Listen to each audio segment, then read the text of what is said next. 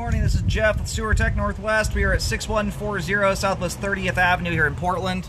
We're located at the front of the house, and I describe everything as if you're standing out in the street facing the front of the home. In this case, you're looking at the garage door. So in this scenario, the garage door is the front of the home. The door to the house is actually on the left side from that orientation. So anyway, big cast iron clean out just to the left of the garage door. It would appear here that someone ripped the whole square head of the cap off and tried to glue it back on, I guess. Anyway, I would recommend replacing that with a real cap. Sometimes the easier way to do this is just to simply chop the whole bell off the top and Fernco a plastic clean out on, and or put a rubber jimmy cap over the top of it with a hose band. My biggest concern about these things, honestly, is little kids walking along and opening that up. After doing 25,000 sewer scopes in my career, the amount of times I've seen kids drop rocks down pipes like this is, can't even tell you how commonly I see that. So anyway, we're going to check the overall condition and serviceability of the sanitary sewer line. Water's running. We're going to zero out right here where we Y onto the sewer line. The clean out in this case does not sit directly over top the sewer line. The line comes out, looks like under the garage. This clean out swings over and ties into it. So I zeroed out right there. Off we go. Making a transition now over to 6-inch concrete.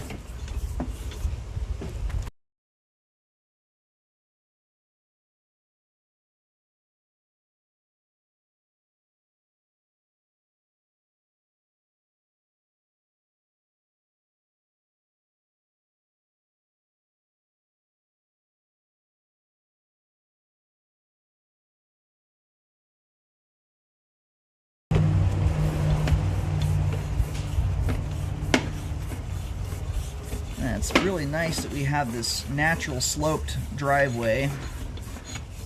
Always, the bigger concern, especially with older concrete lines, the pipe joints are the weak point. The grout in all concrete pipe usually is the part that wears out first. And once those joints get exposed to the ground, you often get settling issues. And you can get settling issues in concrete in general much easier than the average line. It's just the nature of the beast. So when you can have a nice steep driveway like this joint, for instance, we're going to come back and take a second look at. A little bit of spacing there. One of the things I do look for in general, though, to help verify if a joint appears exposed to the ground when there's not a lot of obvious signs, is settling. And I apologize if I'm repeating myself. I've done over 25,000 scopes over my 15 years doing this, and one thing you will very consistently see when you get concrete pipe or clay pipe, they're very similar. When the joints wear out and open up to the ground, you will generally start getting progressive settling that takes place. On hillsides like this, it can be harder to catch. The hard slope sewer lines tend to resist settling much more effectively, even if the joints are exposed to the ground, than your average flatter running line. It's just how it works. So anyway, we'll give everything a good look over as we come back through in a moment. But that's the main there at 68 feet. I just pulled back a little bit from the main to get my camera straightened out for locating. We'll let the line drain out and then we'll pull back in. But as far as slope and grade goes, line has great slope. All right, we're going to pull back a little bit. The line here appears very, very deep. I'm having a hard time picking up a locate signal. I get a very, very weak one. If you go to the driveway or stand in the street anyway and look at the house, you'll notice just up the hill there's a manhole that sits very, very close to the street edge. This line does not get very far into the road, it doesn't look like. But it dives like no tomorrow. It's very, very deep.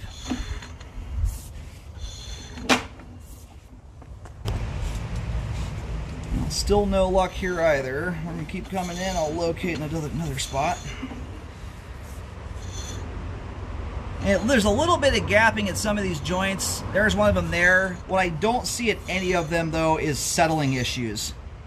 That one there, that little stringy thing hanging from that joint there, just appears to be a cobweb. Again, a little bit of spacing here at the joint, but no movement has taken place. So unless I see that or have earthworms crawling around, something else that indicates very clearly that joint is open to the ground. The joint does not have to be butted up tight against itself to be sealed off. Sometimes they get affixed in place that way. So unless I have clear signs of anything going on, it's merely a blemish as it sits, not affecting functionality. Yeah, amazingly, I still have not located the camera head yet. So on another note, being that this line here, basically 100% of it is under concrete, asphalt, a permanent surface, and it's obviously an older line that functions very nicely though. It behooves you these days to keep an eye on these. I recommend rescoping every 2 years to monitor the line for issues. This is one of those lines that if you can do trenchlessly by epoxy liner one day, or even by pipe burst, which is semi-trenchless, it will save you a boatload of money.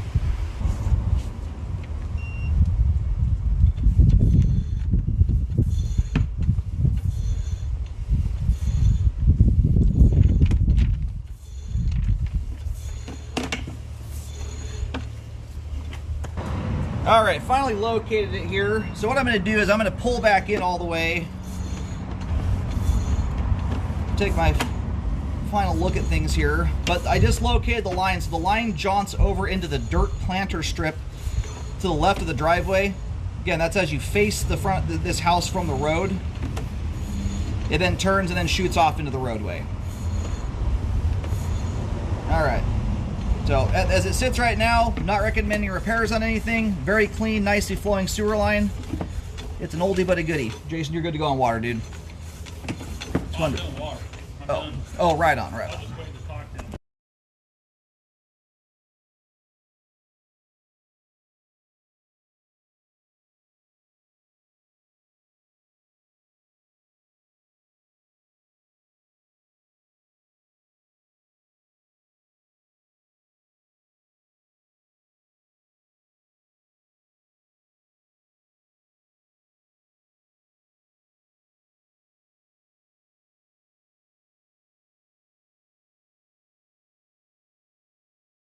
And I'm pushing back out here to try and relocate. I was trying to get the line looked at in case someone needed to run water for the home inspection here, but I'm trying to locate to make sure this thing looks like it's not crossing the property line.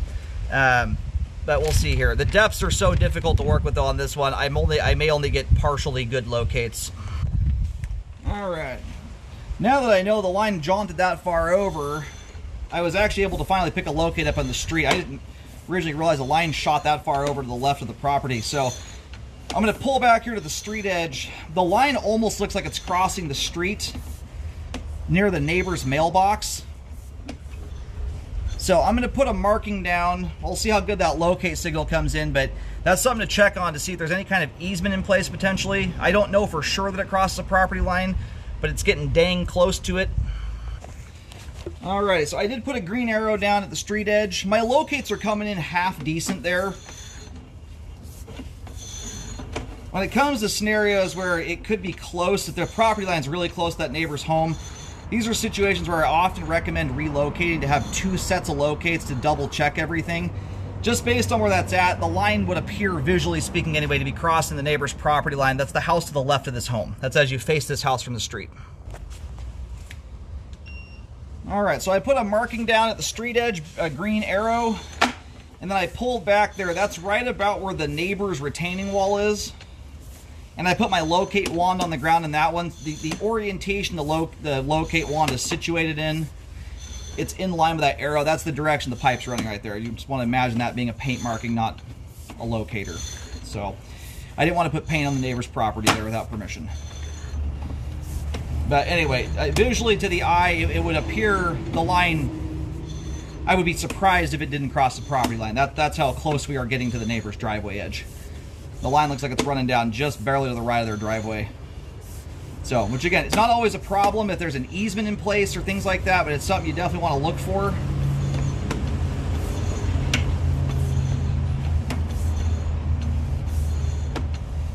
I'll figure out which county we're in here. I would imagine we're probably in Multnomah County, where that kind of stuff is a bigger deal here. You know, party lines are not the only thing that make a line non-conforming. A line merely crossing into the roadway in front of a neighbor's property is often enough to be considered non-conforming. So it's something that's very important to look into. Anyway, from a flow standpoint, line flow is great. I'm excited to see that there's not a bunch of roots in the line. The line does travel, but it dives like crazy. I think the depth here in this case is probably helping to keep it isolated from roots. So anyhow, We're facing straight into the garage right now. If you were standing in the road looking at the home, that's what you'd be looking at, straight out to the garage. Okay, to the left is the clean out. The line shoots off this way. That's to the left side of the property line. And it gets dang near the driveway edge, the right side edge of that neighbor's driveway. But anyway, it turns and shoots down there, but it would surprise me if that wasn't into the neighbor's property. So check title. See if there's any kind of easements in place for that, you know, things of that nature. Make sure that's all up to snuff. But from a flow standpoint, line is doing its job. It is functioning properly at this time. I would recommend rescoping every 2 years to monitor the sewer line. The line jaunts out from under the driveway, so it's not under quite as much asphalt and concrete as I originally thought. But still an awkward line to get to if you had to do a repair on it where it's at, just because its proximity to the neighbor's driveway, the depth you're working with, things like that. There's a lot of trees and foliage over there too. So still a line worth looking at to take advantage of some more trenchless repair systems should, you know, when that day does finally come.